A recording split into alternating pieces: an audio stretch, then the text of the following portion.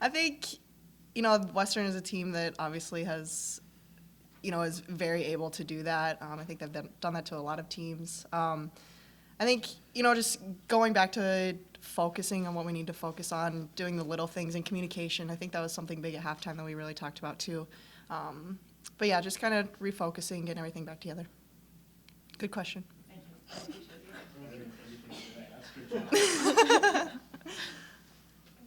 just took a picture of you two, so you know who. Hannah, how does this is not nearly the complex question that was. Good. How does this team keep doing this? I think they play a different style of basketball than some of the other teams in our conference, so it's, they play fast and their transition is hard to stop, so it's a change up, from our normal scout and conference play. How about on your guys' end? How do you keep doing this in conference? I mean, this is not the first time you've done this to teams. How is USD doing this? I think for us, having kind of the record, the repertoire, I think is the word, that we do, we kind of know that there's maybe a bit of a target on our backs. Just that we know that everyone's going to give us their best shot when we come and play them. So I think just being aware of that, knowing that we can't slack off with anything, we've got to bring our A game all the time. I think that's important for us. Just knowing that there's kind of a thin margin for error in terms of NCAA tournament being seeding week, getting in, all that sort of thing, does that kind of help keep you focused even as the wins just keep piling up, relatively easy? I think it's hard to not look into the future, and that's a goal for us, obviously. But I think for us, it's just one game at a time. Every night, we need to think about that competition, and then maybe later we can think about that. And they started off playing really physical, a lot of double team stuff, especially down low. How were you guys able to counter that? I think our team does a really good job of staying active once they pass it into me. They give me a lot of options, so even if I am doubled, I always have someone to get the ball back out to. Any other questions for the players? When Courtney Abel hit that shot into the third, one of his teammates almost took her out. She's going to need the ice tub after Yeah. that. Oh, man. In all seriousness, they came in, I think they led the nation in free throw attempts. Is that something you guys looked at on film? If so, what did you do to keep them off the line for most of that game? Yeah, definitely something that we looked at, we were aware of. Just trying to wall up at the rim, make sure our hands were back and both hands up. Just trying to make it hard for them to score over us, I would say, is what our biggest focus was. Well, I thought our young ladies, continued to battle throughout the course of that game. I thought Western Illinois really gave us some different looks defensively than we had seen before from them, and it took us a little while to adjust to that. But I thought after halftime, I thought our young ladies did a really nice job moving the ball, sharing the ball, attacking the rim, and we got around the rim and finished it a lot more efficiently. Hannah got some big rebounds for us, and that really got us going. At the same time, our defense was solid enough to keep us in a good position. And I thought our young ladies really, Western Illinois is tough to guard because, they're second in the nation in free throws attempted, and they're 14th in the country in three-pointers made. So figuring out how to guard both is really, really tough. But really proud of our players for their effort, and certainly have to turn around now quickly and get ready for the next one. What adjustments did you make with them and their propensity for getting to the line? How do you make adjustments to that? Well, I thought we were trying to be very conscientious of not fouling and keeping them in front to the best of our ability, but it's hard to do that. We're trying not to foul, and they got to the free throw line 22 times. So, that didn't necessarily go exactly how we wanted, but I thought we kept them away from the free throw line at least earlier in the game.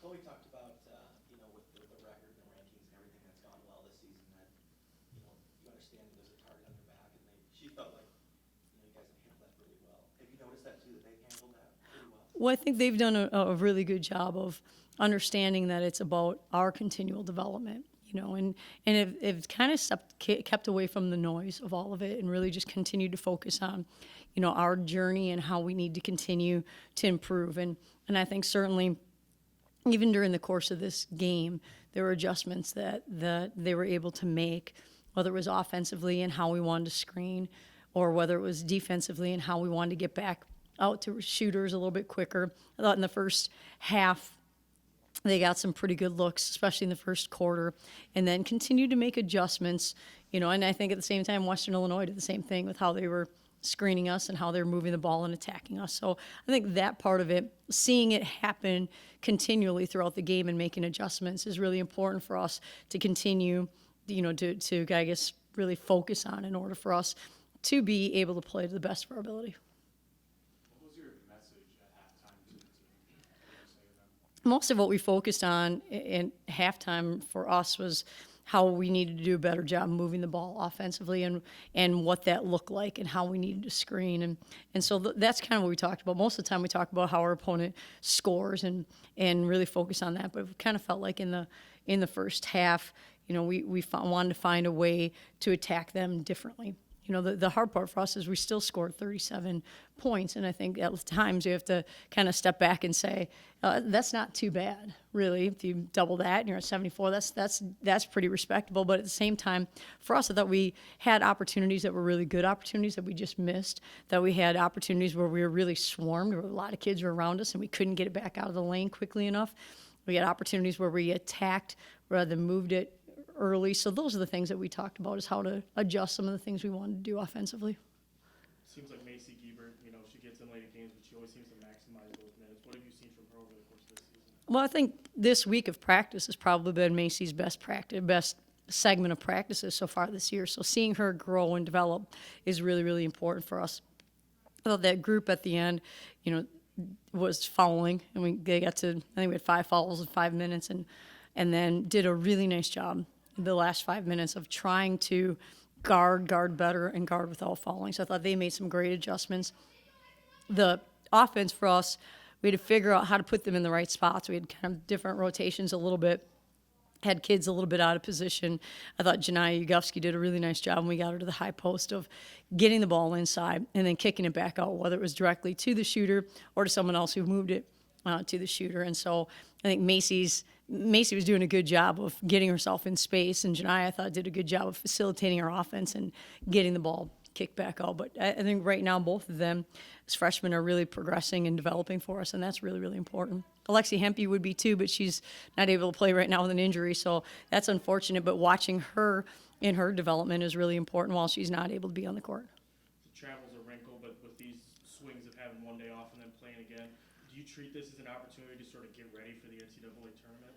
Well, or this situation potentially? Postseason is something that we'll look at when we get to that point in time, but it is something that quick turnaround in the travel is a challenge. The schedule has just been irregular this year. You guys know that because we're trying to figure out what days you're coming to watch games, and it's just been something that it is interesting for us to try to figure out how to stay fresh, how to stay sharp, but also manage an 8-day break and then followed with 3 games in 7 days, and 2 of them on the road during that stretch. So certainly playing Oral Roberts at any time is a great challenge. The first time we played against them, we were coming off a 1-day prep. This time we have to do the same thing. And so this will be a good opportunity for us to kind of stick to our principles. We can't change a whole lot at this point in time. We don't have time to do that.